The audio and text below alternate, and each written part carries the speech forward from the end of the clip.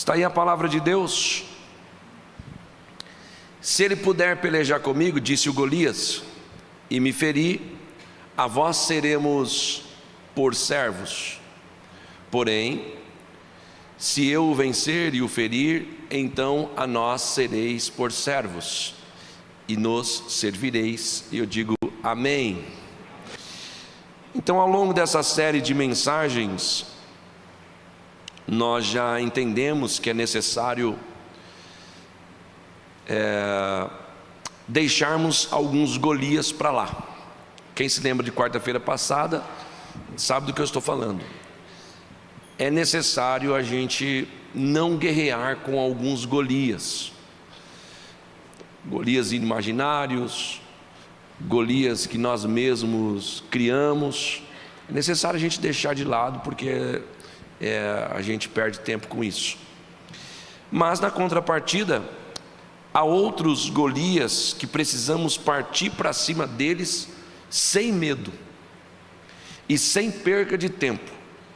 Se existem uns que a gente não tem que se embaraçar e deixa para lá, existem outros que a gente tem que ir com tudo para cima para resolver rápido, imediatamente, antes que seja um problema maior do que o que a gente pensa que poderá ser. Então, há guerras que, por mais difíceis que sejam, elas precisam ser lutadas.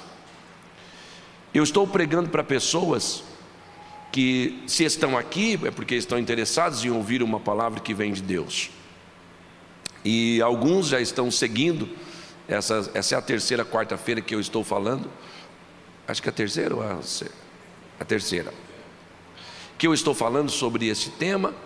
E você está anotando, alguns estão anotando, outros estão guardando a memória, outros estão assistindo de novo lá no YouTube, porque você tem interesse de entender esse negócio, porque a nossa vida cotidiana ela é recheada de gigantes. Agora, não basta nós sabermos que temos gigantes, nós também precisamos saber como guerrear com eles.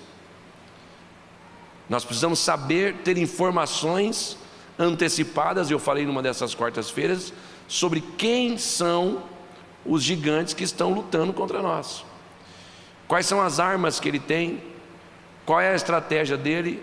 Então, existem situações que é bom que nós saibamos, para poder saber em que guerra, para poder ter ciência em que guerra ou que tipo de guerra nós estamos guerreando. Então, como disse, há, por exemplo, situações que nós precisamos lutar, a saber, as coisas do dia a dia.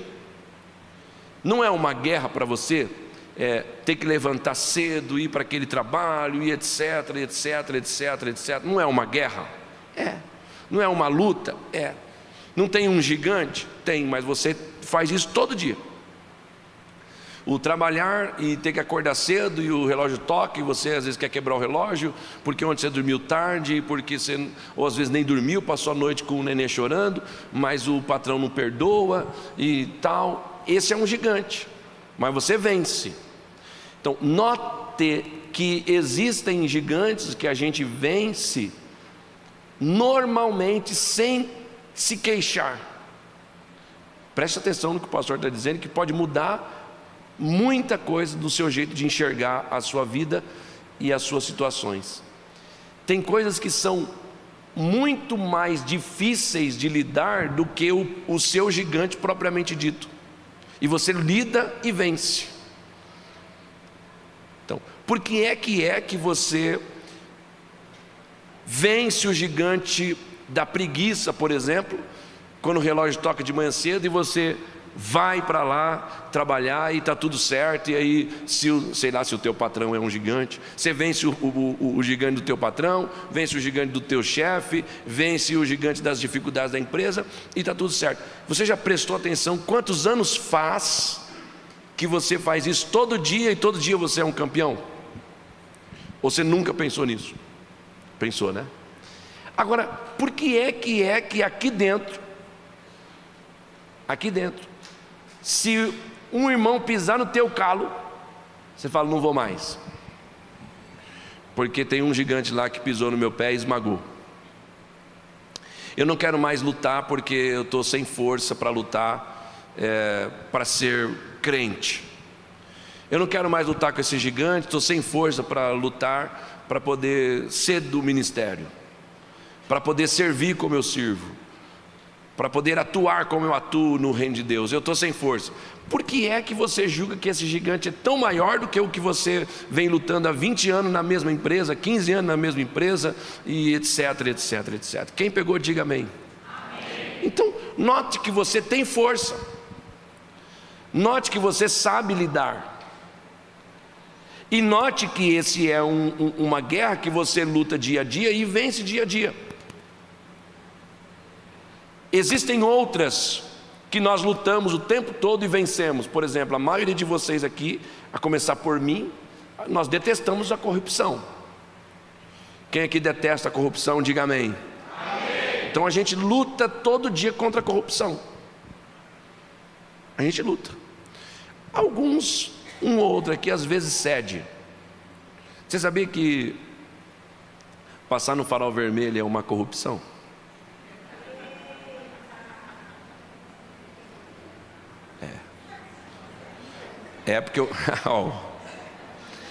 Porque o cara que passa no farol vermelho, ele está se corrompendo.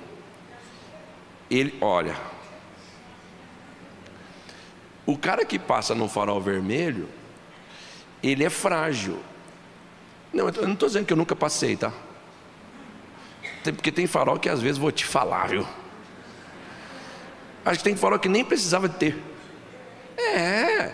Chega lá 1h da manhã, vou ficar lá na Dom Lúcio esperando o farol abrir. Não, você dá uma assim.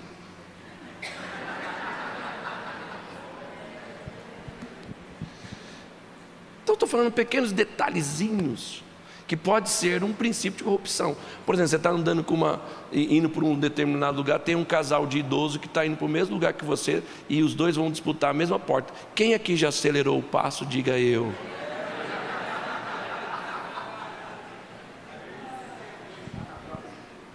Você está vendo que eles estão indo lá, eles vão entrar tal, você fala, meu Deus, se esses velhos entrarem na nossa frente vai demorar. Aí você dá mais uns 2 passos rapidinho e passa na frente deles.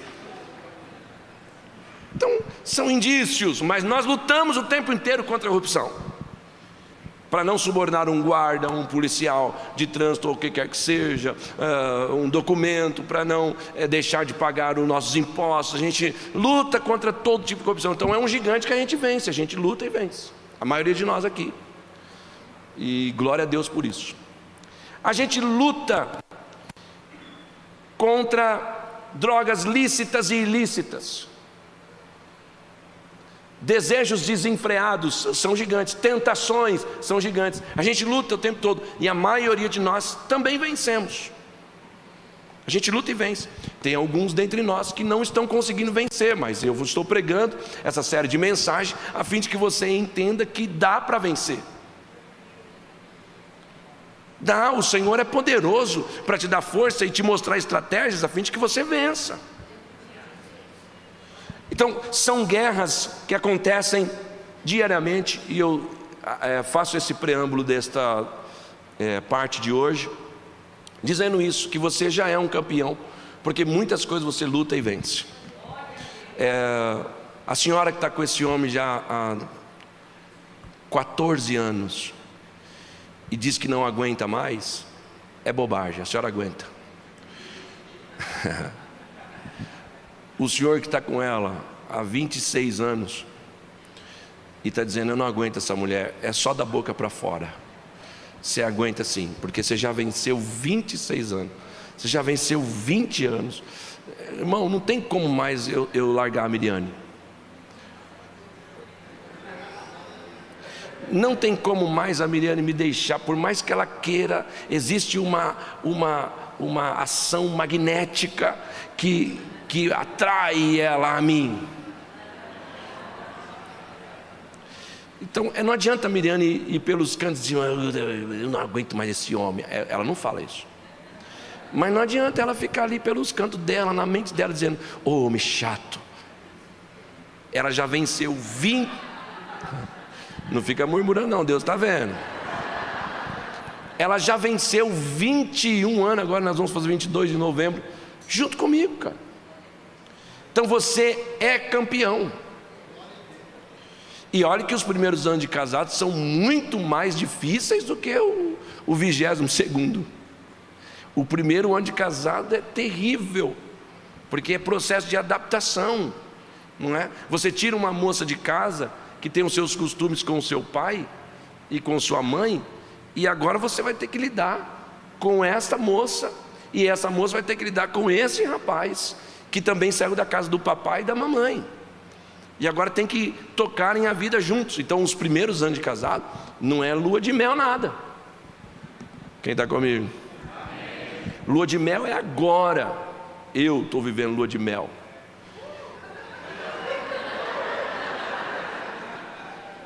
Esse é o tempo, essa é a hora. Então quem não chegou 20 anos ainda, não desista, porque você vai viver a lua de mel aí, pode crer que você vai. Tá certo. Olha lá, Deus falando, olha lá. Deus fala, irmão. Né, Rafa? Dá um glória aí, Rafa.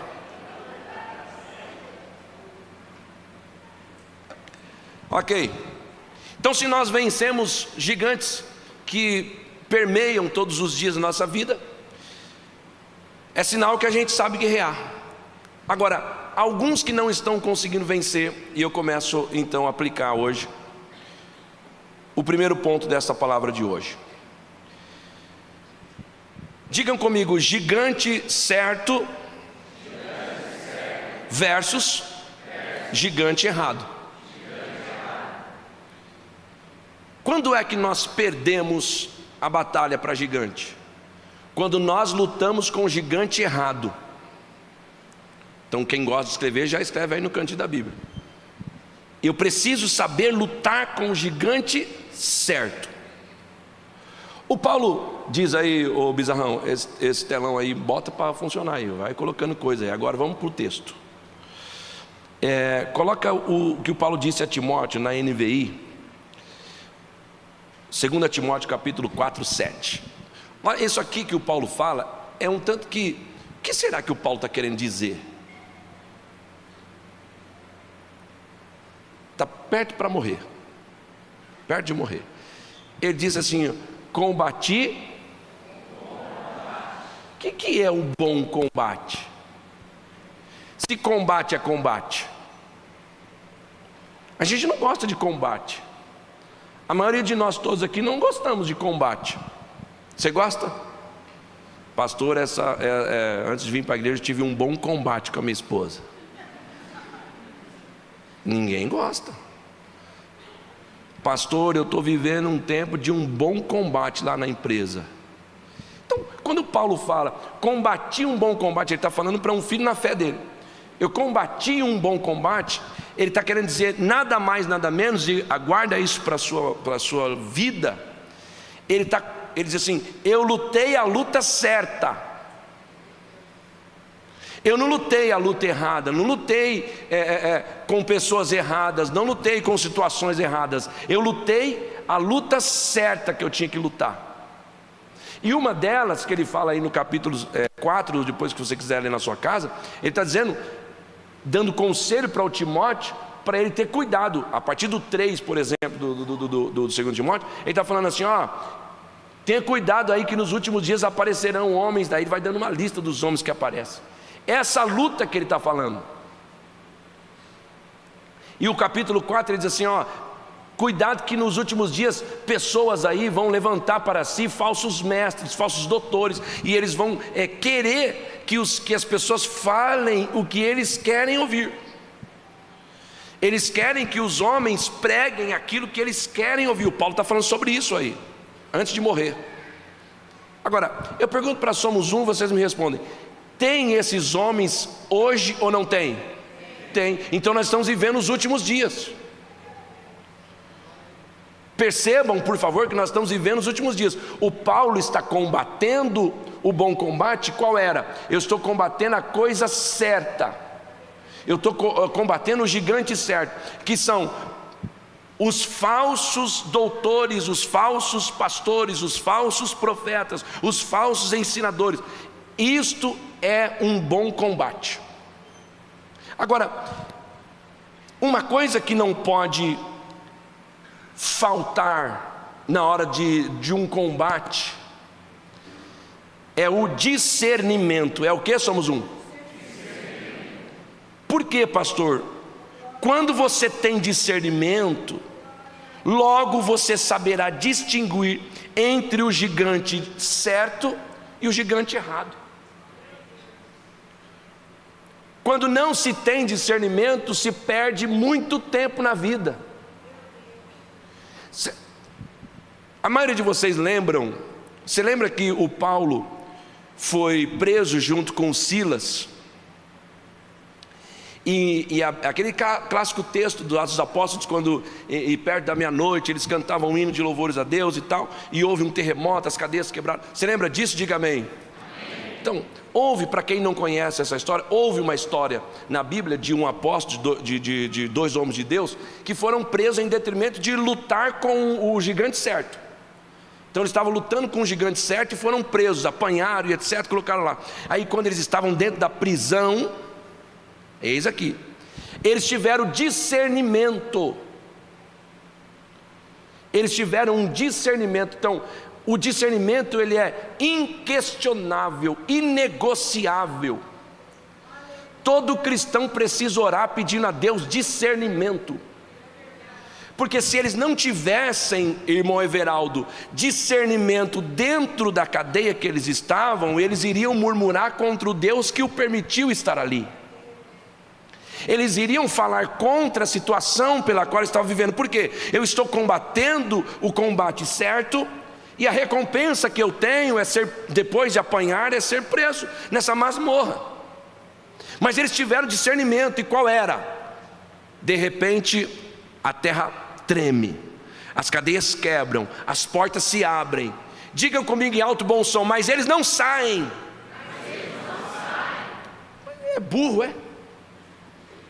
A porta abriu, o cara tem que sair. Não. Por que eles não saíram? Diga comigo, discernimento. Eles poderiam ter fugido, mas eles tiveram discernimento. Não. Fugir por quê? Fizemos nada errado. Fugir por quê? Nós não somos culpados disso aqui. Os culpados que venham nos tirar daqui. Agora eu pergunto para Somos Um, você que está com essa cara de bravo me olhando, Pedro, abriu tua cadeia, o que você faria? Já pegava um pedaço de pau, já sai, o primeiro que eu ver eu já dou. O Pedro faria, não é? O Pedro. Já pegaria logo um pedaço de pau que sobrou ali e falou, o primeiro que apareceu eu já dou, para ele saber, está vendo? Isso aqui é Deus que faz isso com a gente. Toma, meu miserável, toma. Não. Por que eles não fizeram, tiveram discernimento? Eles falaram assim, eu sei porque que Deus me permitiu ficar aqui.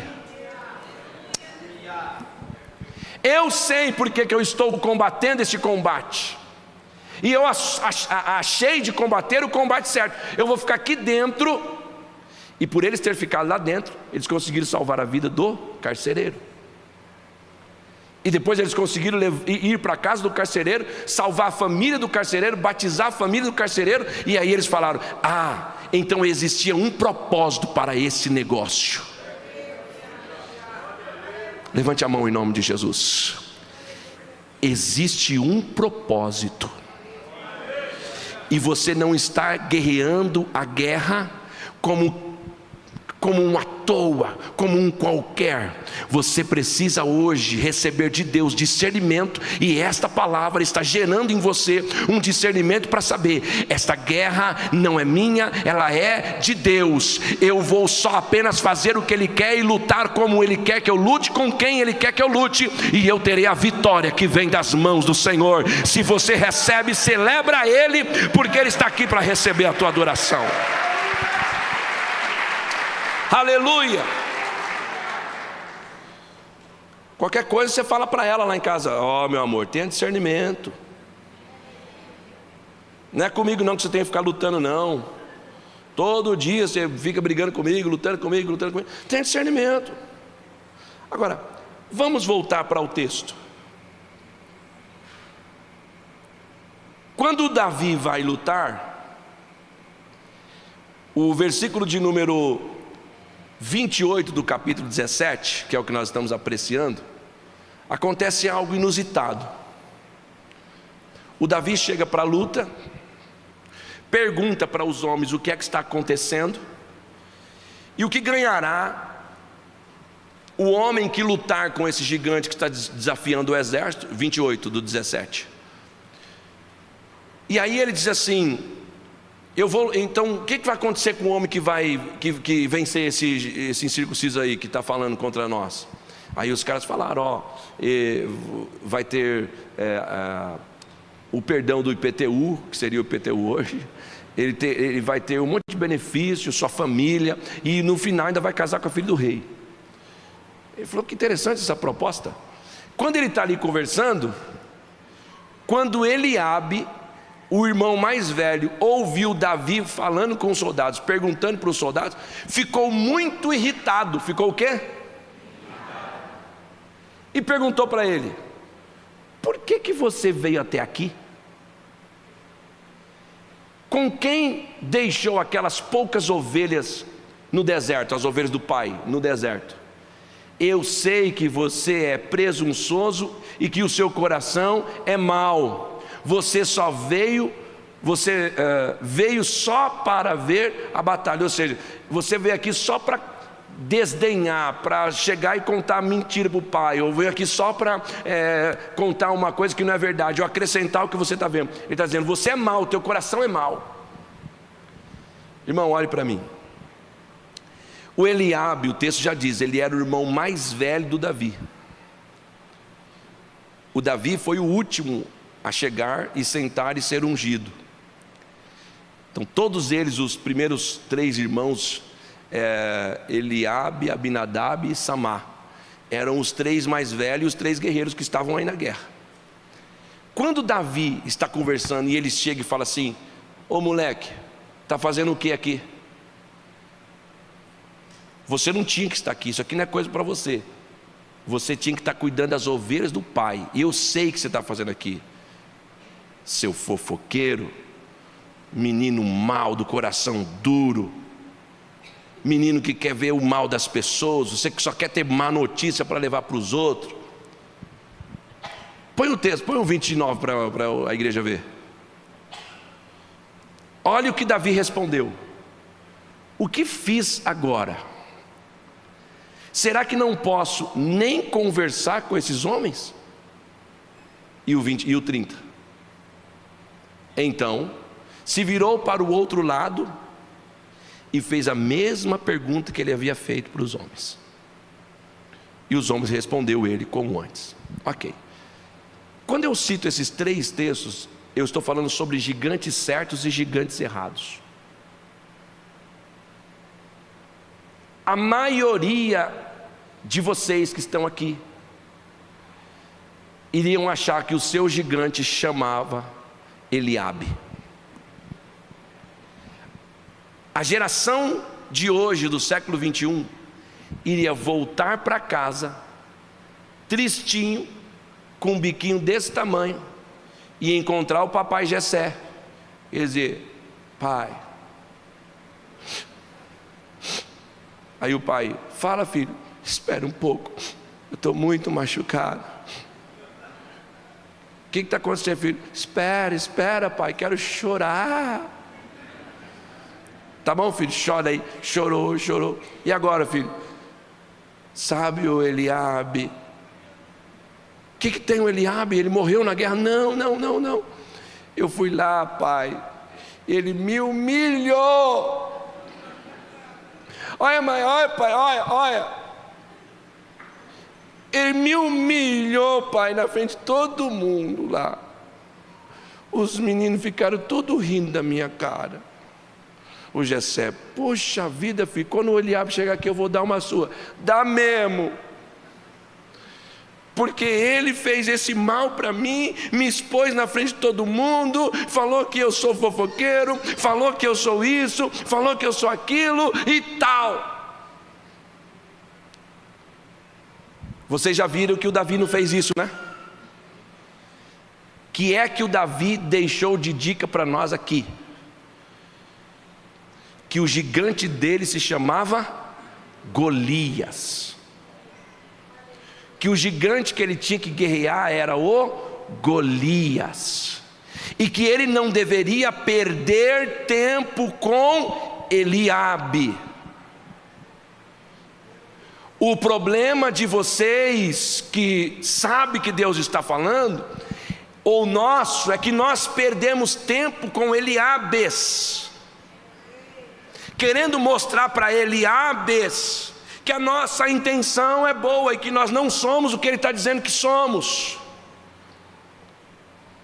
Por favor, irmãos, olhem aqui. Você sabe que o Davi falou para o Saul o que ele havia feito lá atrás, né? Você sabe disso, eu já falei para você quarta-feira passada. Agora, vê se ele gastou essa bala com Eliabe, vê se ele chegou para Eliabe e falou assim: o que você está falando, cara? Quem é você? Você já matou leão? Você já matou urso para você estar falando que eu estou fazendo aqui, ou tal? Você já guerreou a guerra que eu guerreei? Você já rasgou um leão no meio assim? Você já fez isso? Não. Então cala tua boca, cara. Você é isso, você é aquilo, você é papapá. E se brincar, eu já te dou um logo na sua cara. Vê se o Davi fez isso. O que Deus está nos falando hoje é que existem alguns entre nós que estão guerreando a guerra errada. O Golias está lá esperando, e o teu foco tem que ser no Golias, e não nas pessoas que estão dizendo que você não consegue derrubar o Golias. A tua luta tem que ser com o Golias, porque é o Golias que está te colocando em risco. Não são essas vozes que estão falando que está colocando você em risco, ou que está deixando com que a tua vida se paralise. Não é. É o Golias que está paralisando a tua família, a tua história, o teu ministério. É o Golias que está paralisando. Não são as pessoas, não são os Eliabes que estão falando que você não é capaz. Pelo amor de Deus, irmã, pelo amor de Deus, irmão, sai daqui com essa palavra sabendo: eu preciso lutar com o gigante certo. Eu não posso gastar energia com o gigante errado. Tem um ditado popular que diz: para você não gastar vela com o defunto. Se bem que a gente não acende vela para defunto, mas o ditado é verdadeiro. Imagina que eu vou dar moral para isso. Olha para quem está do teu lado e diga: não dá moral para isso.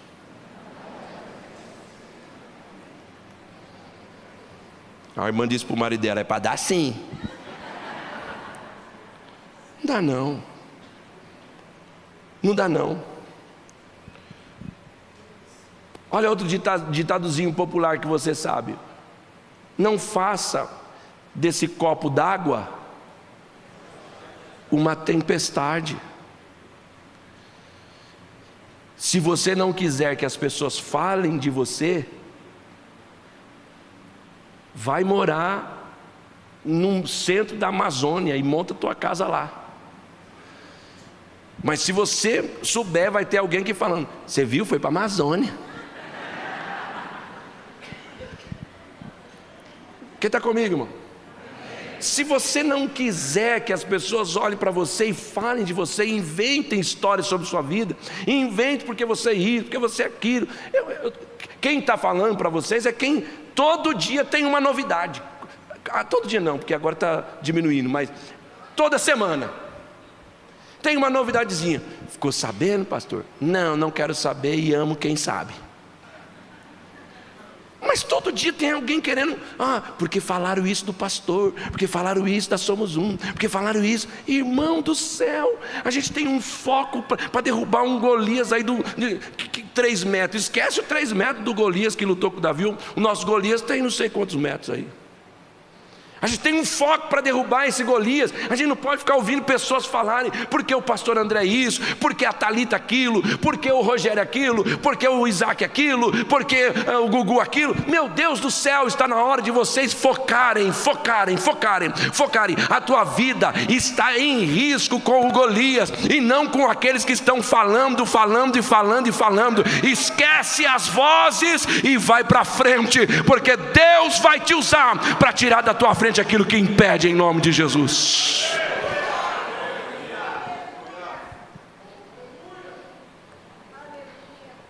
Quem tem medo de cachorro? Deixa eu ver aí quem tem medo de cachorro. Eu tenho também. Agora, todos que têm medo de cachorro, se andar por uma rua cheia de cachorro, o primeiro cachorro que late, você para? Você para?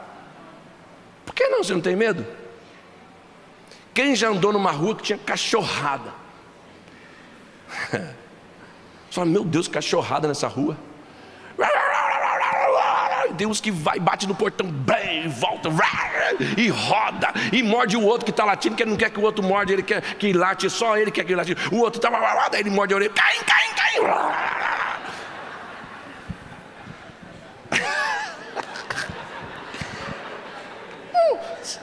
Até os cachorros brigam porque quer falar sozinho, irmão. Vocês devem ter visto essa cena. O cachorro estava lá, tem 3 lá junto. O outro vem também vou ajudar você a falar dele, não sei o que. Daí, você não, só eu quero falar. Você para de andar? Não, você anda numa boa. Você só dá uma olhada assim e vai andando. Por quê? Irmão, vê se você pega isso aqui. É da natureza deles. É do instinto deles fazer o que eles estão fazendo. Então, agora, olhando para o ser humano, não estou chamando ninguém de cachorro. Estou olhando para os seres humanos que gostam de falar. É do instinto deles. É da natureza pecaminosa deles. Eles não conseguiram se libertar. Tem gente, irmão, que se não tiver uma fofoca na boca, não é verdade, Martins? Fica com a boca amarga. Chega assim para você e fala assim, ô Martinzão, hoje eu amanheci com a boca amarga. Você fala, é fofoca, você não falou nenhuma até agora. Porque a pessoa se alimenta de conversar, de ter assunto, de ficar no acontece botucatu, de ficar no fuxico gospel, na briga do Silas Malafaia com o Pablo Marçal, e não sei o que, e tem que ter assunto, e tem que falar, e tem que falar. Por isso que eu estou bem, eu fico distante um pouco da rede social. Você pode ver, uma hora ou outra eu boto um storyzinho lá que eu coloquei hoje, da irmã fazendo a comida, já tem gente falando, você viu, o pastor almoça.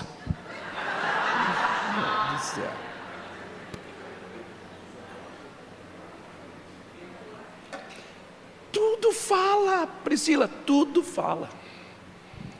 Se você é rico, fala. Se você é pobre, fala. Se você é meio mediano, fala. Repitam após mim, diga, eu tenho um gigante. E o nome dele é Golias. E eu vou vencê-lo. Só ele. No caminho vão aparecer alguns que não é para você olhar para o lado e nem prestar atenção nisso. Não podemos nos engajar em todas as batalhas. Nós não podemos, tudo quanto é batalha, entrar. Tem aqui, entrei. Estou sabendo isso, vou me defender. Porque o Silas está falando do Paulo Marçal, vou falar também. Porque o Paulo Marçal tomou uma cadeirada, vou falar do Datena. Vou falar do... Cara, tem igreja fazendo meme com cadeira, por causa do Datena. Irmão, deixa de ser bobo. Fica focado. Sabe, uma conversa ou outra sobre política sempre vai surgir mesmo. Agora, tem gente que entra em briga que não tem nada a ver. Quem é que quando o menino já entrou numa briga e tomou um soco? Lá. Eu não tinha nada a ver com isso. Eu fui entrar lá para falar, deixa de... Você fala, tá bom, desculpa, eu só vim aqui para defender o meu amigo. Então, tem guerra que você não precisa entrar. Tem coisa que você não precisa comentar. Porque o que Deus está falando com a gente hoje, com base nessa palavra, é: existe o gigante certo e existe o gigante errado. Não se detenham em questões menores que apenas vão roubar o seu ânimo e a sua energia. São coisas muito pequenas que vão travar você, e você não vai ter mais ânimo de lutar com aquilo que de fato você precisa lutar. Esta é a primeira parte. Esse é o primeiro ponto, e vem para o segundo. Na vida, precisamos fazer sacrifícios pessoais em nome de um bem maior. E o que é, pastor? É vencer aquele que de fato nós precisamos de vencer. Porque Davi decidiu lutar com esse gigante, pois ele sabia que se não fizesse assim, o povo dele estava comprometido. Por favor, empreste-me teu ouvido espiritual.